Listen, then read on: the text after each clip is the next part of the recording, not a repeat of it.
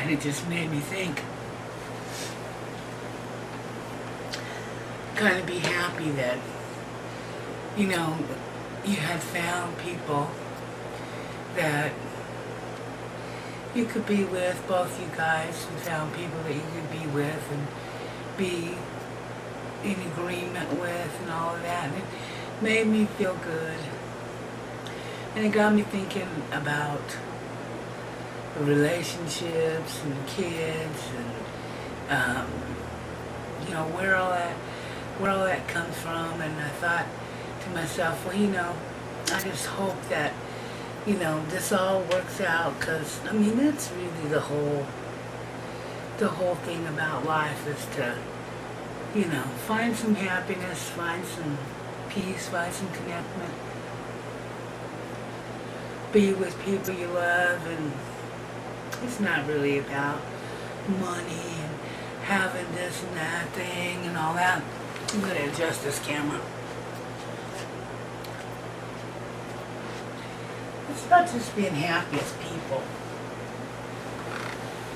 I don't know. I just kind of wanted to talk about that.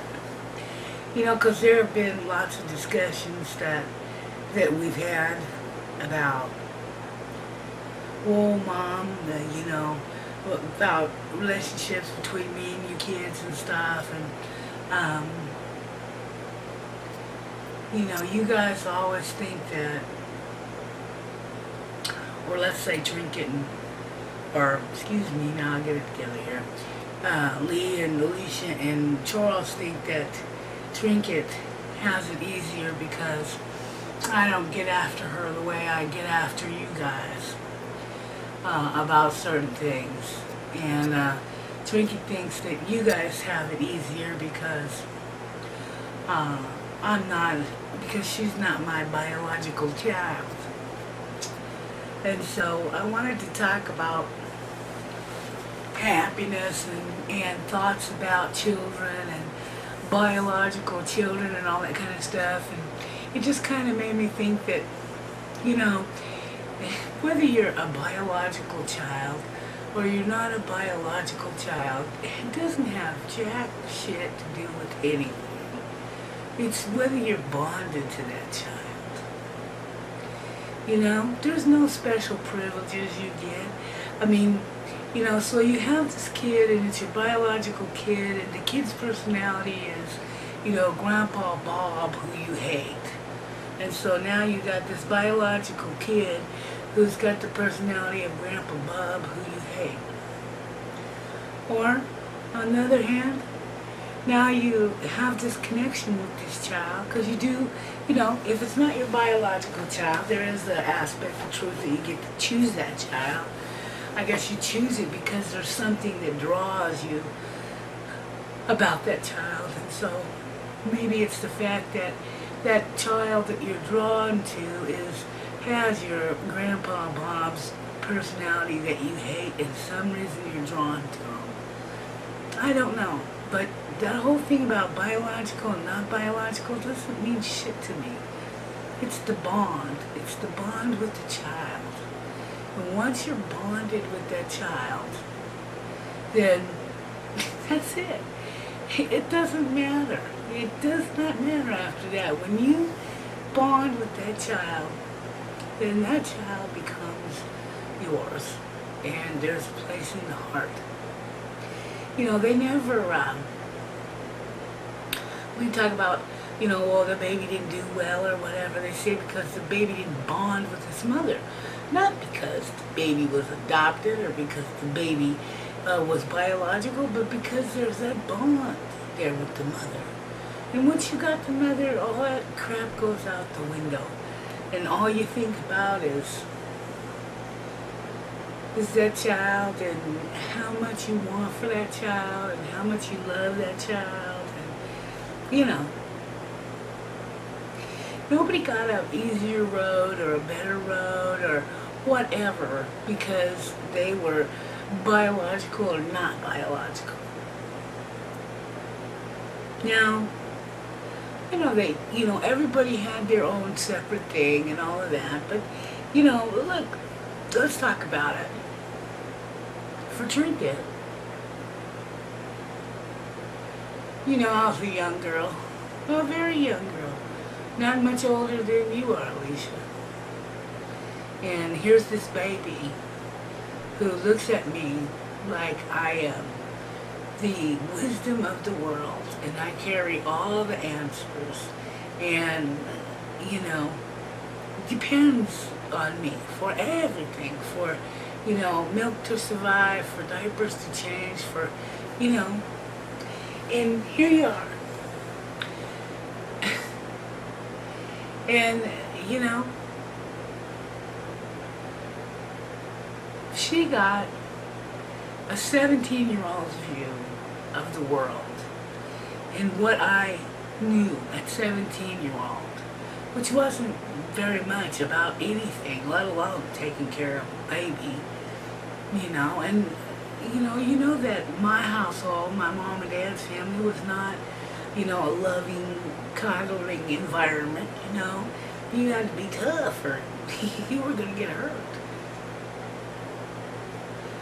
And so the only thing she really got was whatever somebody else's, I might have picked up at somebody else's baby, or read the directions, you know. I mean, read the directions how to make formula. Read the directions for this, you know, no shit. And so, you know, that's what she got. And of course, you know, I had I had energy and all the desires and all the things to do what teenagers do, and that was what she got from me. And in a lot of ways, I was much tougher on her than I would ever have been on any of you kids. Not because I meant to do it in, you know, any particular way. It was just that I didn't know any other way. I didn't, she went everywhere with me, and so she had to behave in a certain way, and, you know, and so that was what the expectation was. And, you were supposed to do well at school, so by God, when she was with me, she better damn well do well at school, and, you know, I mean, it was just, that's the way it was. And, you know, so, I mean, yeah, she got things, she got whatever, but, you know, she got a 17-year-old style of mothering, which probably wasn't, you know, all that great and all that tender and nurturing. I mean, I loved her. And I thought about why did I bond with her? And, you know, like I said, 17 years old and whatever, and she needed so much. When you look in her eyes, it just, she needed so much, and I felt the same way. I felt I didn't have a very good relationship with my mom, and, you know, there just seemed like a lot of similarities in what, even though she was a tiny baby and I was 17, and I didn't want her to have to go through the things that I had went through. I wanted to love her. I wanted to, you know, I think I wanted to give her my love that I couldn't express to other people, and I felt she needed my love, and I wanted to receive her love. And, you know, we did, and I think that's how we bonded in a lot of ways. It's, you know, I feel like it was almost like two kind of kindred wounded spirits in a way. But whatever that cost, you know, she probably had the rockier road parenting-wise. And the fact that she's 36 now is the reason that I don't, you know, come off on her and scream and yell. She's an adult. She knows the difference between right and wrong. And if she makes a decision that I don't agree with, that's still her right. And, you know, it should be nobody's right to tell somebody, how wrong they are and put them down and, make them feel bad when, something's not going right. Don't do that. Don't do that. Don't kick people when they're down. If there's something that's happened and it hasn't gone right, well, choose to say something positive and see if that doesn't, help a positive outcome come in the end. But don't think that anybody got away with anything more, or they got better, or they got different because of one thing or another. They didn't. They just got a different me in a different role. And Trinky got a young me, and experiences with her taught me that, I didn't want to be a parent like that.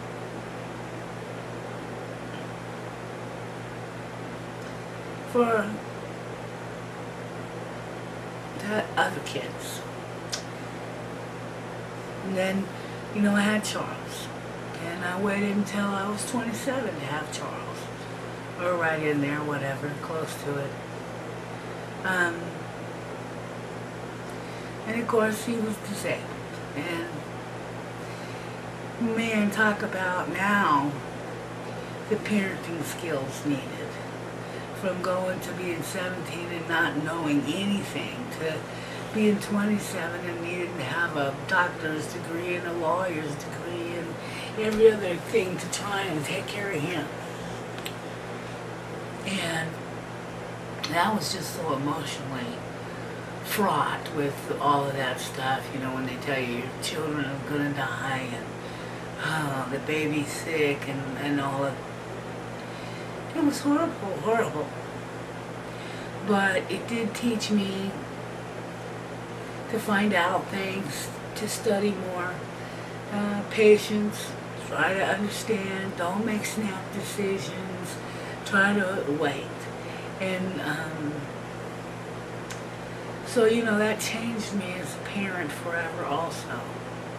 And,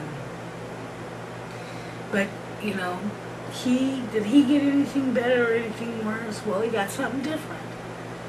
I don't know. He certainly got an overprotective, smothering mom who was worried that he was going to die all the time. I tried to do the best I could for him. And I guess it worked out because he didn't die. So I'm happy about that. And then, I had Lee.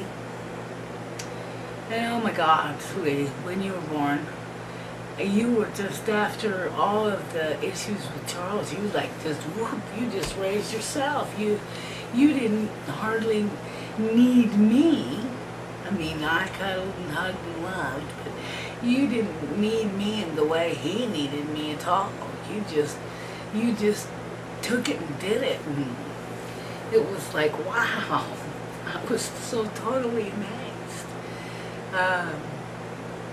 And so you got a different parent too, because you got one that was still putzing with Charles and trying to do all this stuff with Charles and trying to make sure you didn't get shortchanged and all of that. And, and I remember thinking when I was pregnant with you, and there was so much focus on Charles and stuff, and I was just so worried that I wouldn't be able to love you the way I wanted to love you because there was so much attention to Charles. And I remember thinking sometime, I don't know how long, not all that long, I guess after you were born, you were about 3 months, and Charles was doing something to you, and I smacked Charles on the arm, get away from the baby, and I realized that, obviously, I could love you just as much because I was hitting Charles, so he wouldn't hurt you. So, I realized, oh yes, all right. You can love one baby just as much as another baby, and for different reasons. Did you get a better mother? I don't think you did. You got one with more experience. You got a tired mother. Maybe a burned out mother. And maybe you got a short end of the stick because you were always you always had to be the pair off for Charles.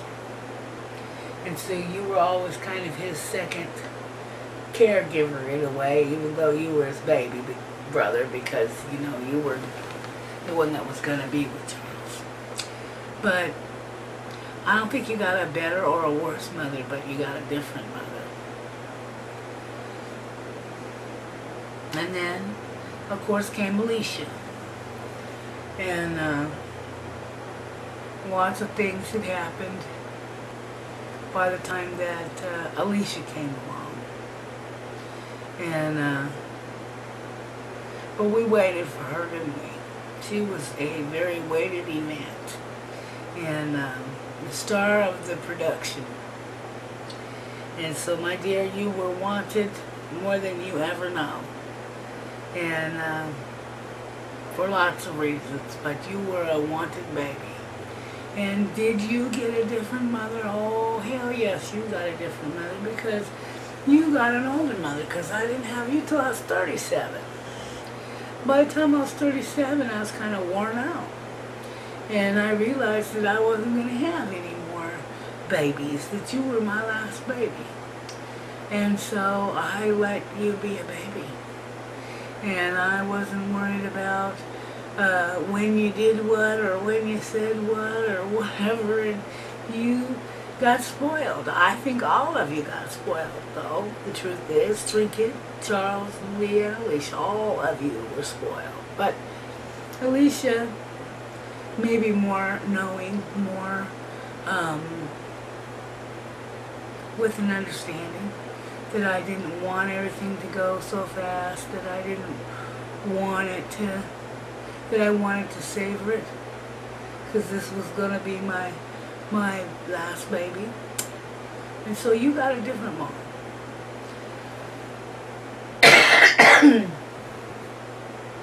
And so I understand how everybody thinks they got something different, and everybody, you know, well, you this, well, you that. Well, hey, you know what the truth is? You all did get something different.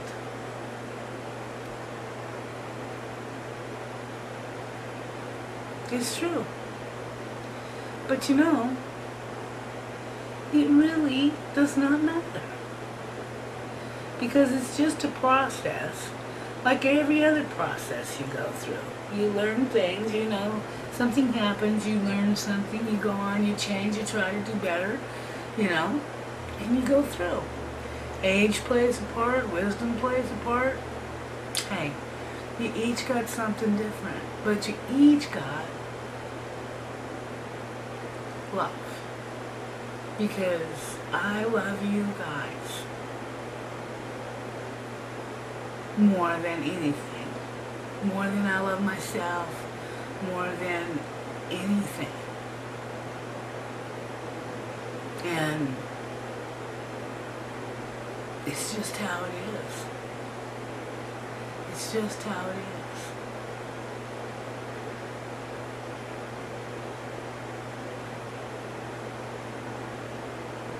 And not anybody that's ever going to tell you that they love you and mean it more than I do right now.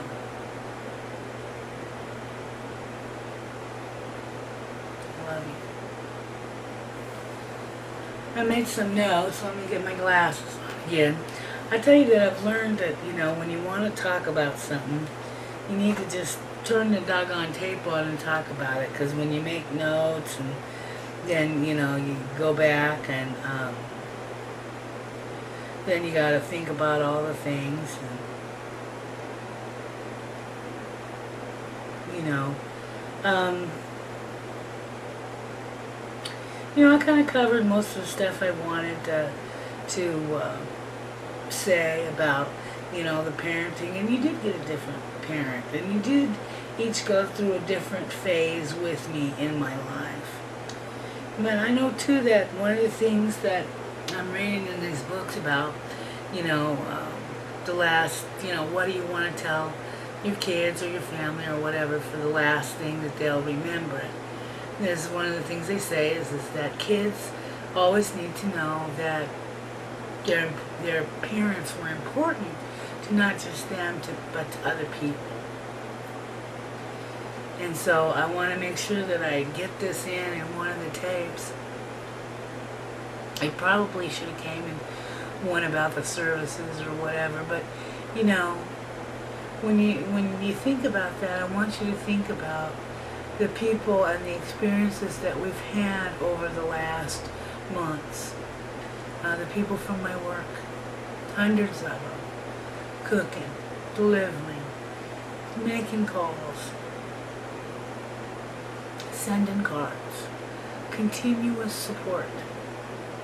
I don't think that there's any way that I could give you a more true or exact example of the fact that I made a difference to these people and that they were willing to be supportive to me and to you guys for months and months and months. And what fitting tribute can, what else is there really? If they'd bought some flowers and sent them, it'd been nice. It would, you know, a bench would be nice, you know, one of the most old benches. But these people consistently, week after week after week, month after month, took the time, took the trouble to bring it, make it, give it, write it, say it. I can't give you a better example of that I was important to people, that the fact that some of the things that I'm trying to tell you, the way I think about things, that, you know, that you accept people, that you try to help, you try not to hurt them, you know, think about the good, what good comes of some decision really does impact people. And the proof of that is just all of the people that we have reaching out to us. So, you know, it's overwhelming to me. But I do want to point this out and say, you know, it's not just BS. It's not just dime store BS. It really is powerful, you know, and it really helps people. And it shows, and they will show you their appreciation and mercy back. So remember that. Remember that, you know, if you need to, that your mom did the best she could, she tried. And that other people saw. They recognized too. Not just you. Okay? Alright. Now, I want to talk a little bit more about this whole saying goodbye and choices versus bonds and all that kind of stuff. You know, when you have a baby, you know, basically, the baby don't really know anything. It's just gurgling and percolating around in your belly, you know. I mean, yeah, there's some kind of physical bond there because your body's feeding that, you know what I mean? I guess it's a real strong physical bond because your body is feeding that body and that's how it lives. And,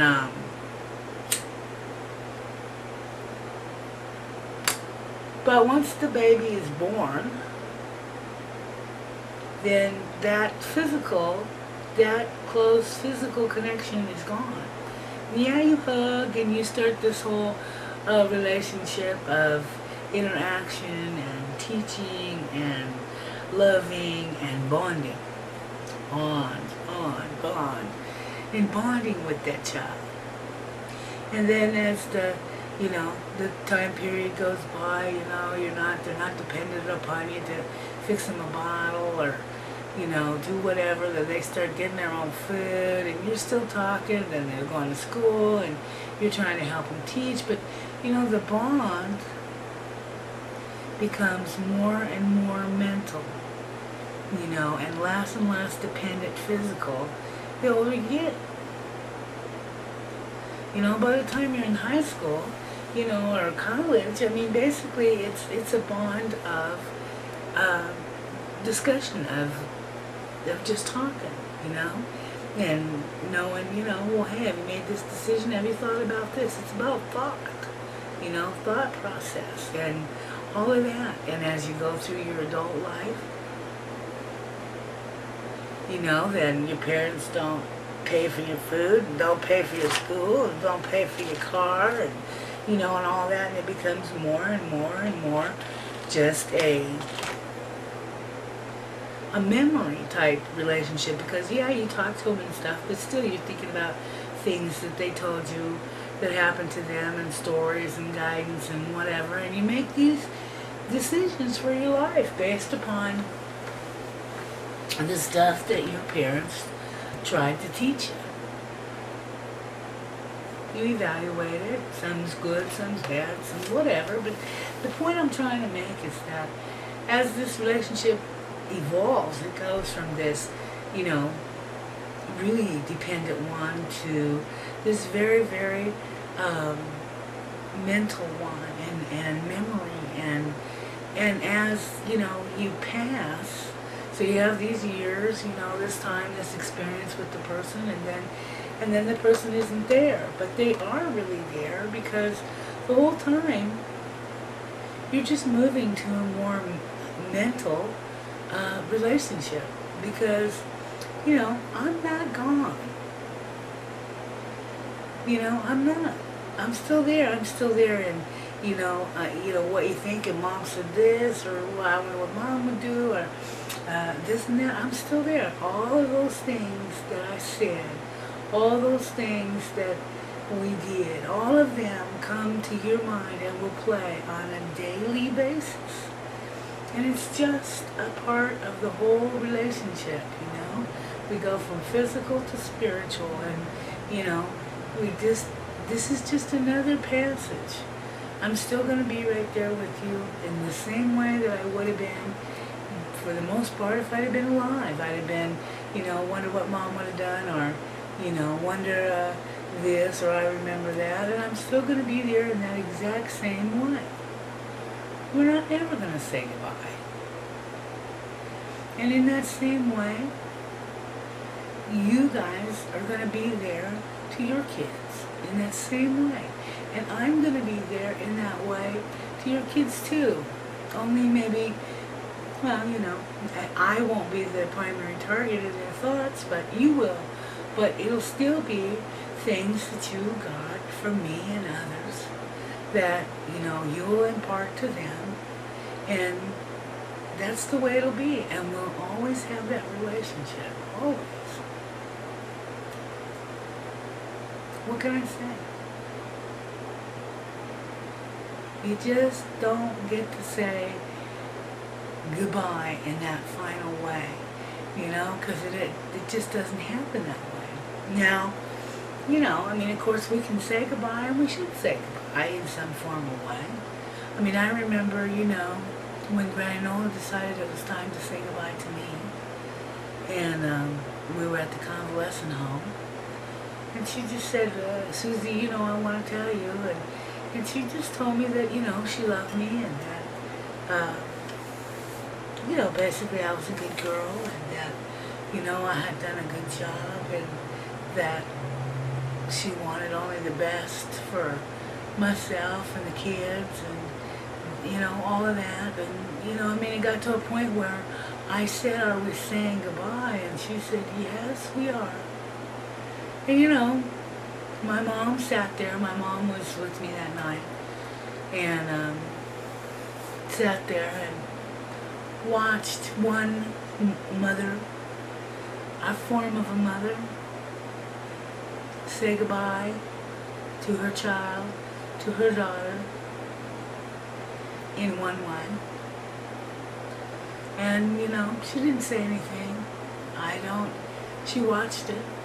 I don't know if, she felt negative or positive or whatever. She never said anything. At least she didn't, make a negative comment. But anyway, the point that I'm trying to say is that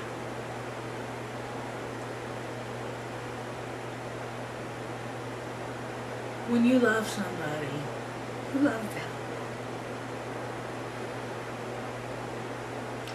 And there are different types of relationships, and there are different types of mothers. And you guys all got a little different type of mom from me.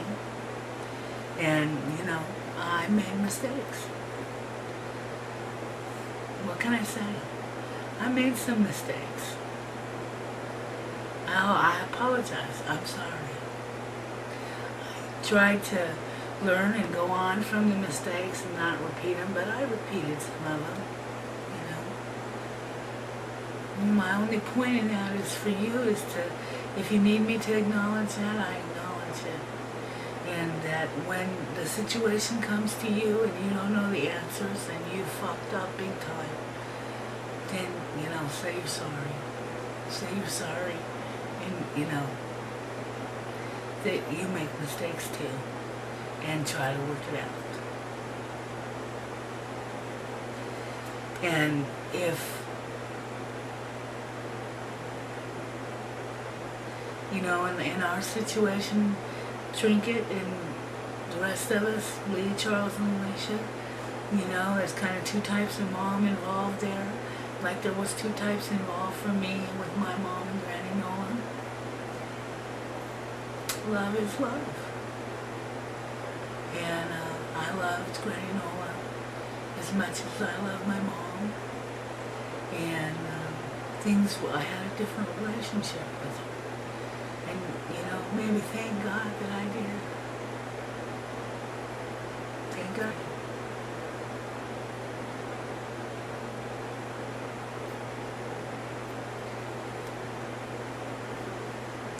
And I guess that's the end. I don't know what else to say. I just want you to know that, as from your mom's perspective, I made mistakes, but I loved you, and I tried the best I could. Now, that being said, listen, I want your goddamn rooms clean. Do not shame me and have the living rooms and the kitchen and the bathrooms dirty when I'm gone. You guys want to live in your damn room and have it all screwed up, okay, you have it screwed up, but keep the damn rest of the house clean and up and nice looking for when other people come over. I don't care. You just do that. And you remember that when you get bigger. Or not when you get bigger, but you know what I mean. When you get your own place or you're not here or whatever, you can live behind the scene how you want to live. But, you make goddamn well that when someone comes to your house, you're not ashamed. If they walk in the door and they want to come in the living room, that you're not ashamed of it. And that if they want to use the toilet, you're not ashamed of it. And what happens in the other areas is your own business. Now that I got to say. And I also want to tell you, try to keep a balance. Try to keep a balance in life, Not too much joy, not too much sorrow, not too much. Just try to keep a balance, If things are always bad, we all know people where it's always bad, it's always no good. And that's terrible to be around. And, quite frankly, it's terrible to be around, Pollyanna pure heart and everything is wonderful and, there's never any problem and all that stuff. It's sick to be around too. So just try to keep things in perspective. Keep together with yourselves. It's hard. A lot of times, we just ain't feeling or pissed off at this person, blah, blah, blah, blah, blah. Whatever. You all family. You know? And somebody's got to take responsibility. Stay together. Do not break up and say, oh, I haven't talked to I haven't been with my brothers and sisters for 23 years. Don't let me know that that happened to you guys. Do not let me know that happened. We can all be a pain in the butt, but we're still family. We'll stay together.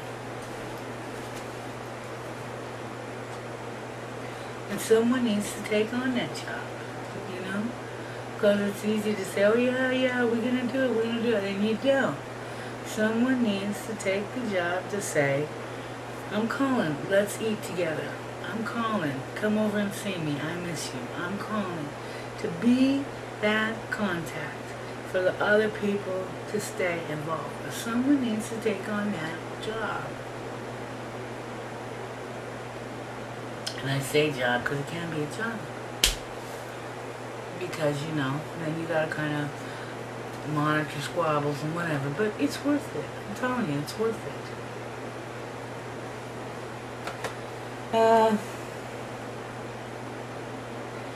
Don't beat people when they're down.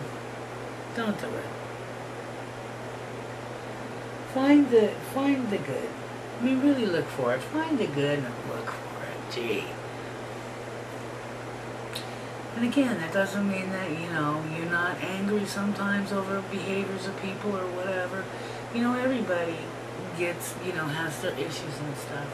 But it means that the betterment of the person is what you really want. And not just to be, well, I'm right, I told you that was going to be fun. You know, that's not where we're at. You know, you want to just find the good, look for it. Love each other.